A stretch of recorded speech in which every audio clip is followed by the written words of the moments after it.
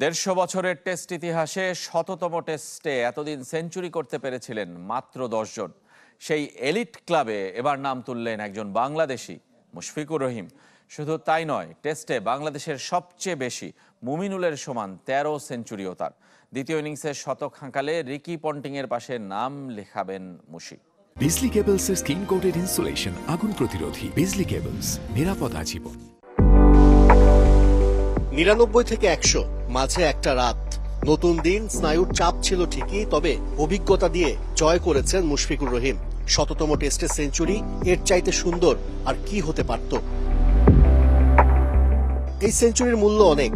টেস্টের প্রায় 150 বছরের ইতিহাসে কজনই বা পেরেছেন 100তম টেস্টে সেঞ্চুরি করতে? মুশফিক সেই এলিট ক্লাবের 11তম সদস্য। Colin Cowdrey, Javed Miandad, Gordon Greenidge, Ricky Ponting, Joe রুটদের সাথে বাংলাদেশের কিংবদন্তির নাম। এদিন আরও একটি রেকর্ডে ভাগ বসিয়েছেন মুশফিকুর রহিম।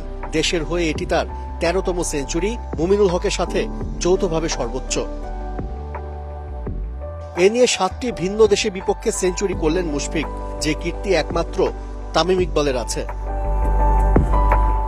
লিটনের সাথে আরও একবার 100 রানের জুটি গড়েন মুশফিকুর রহিম। এ নিয়ে 7ম বার, যা বাংলাদেশের হয়ে সবচেয়ে বেশি। সেঞ্চুরির পর ইনিংসটাকে আর দীর্ঘ করতে পারেননি মিস্টার ডিপেন্ডেবল। 106 রানে হামফ্রিসের বলে দ্বিতীয় স্লিপে ক্যাচ দিয়ে বিদায় নেন মুশফিক। তাতে তার কীর্তি ম্লান হয়নি। মুশফিকুর রহিম যে বাংলাদেশের ক্রিকেটের চির উজ্জ্বল এক ধ্রুবতারা। আশরিক রুদ্র, চ্যানেল 24, ঢাকা।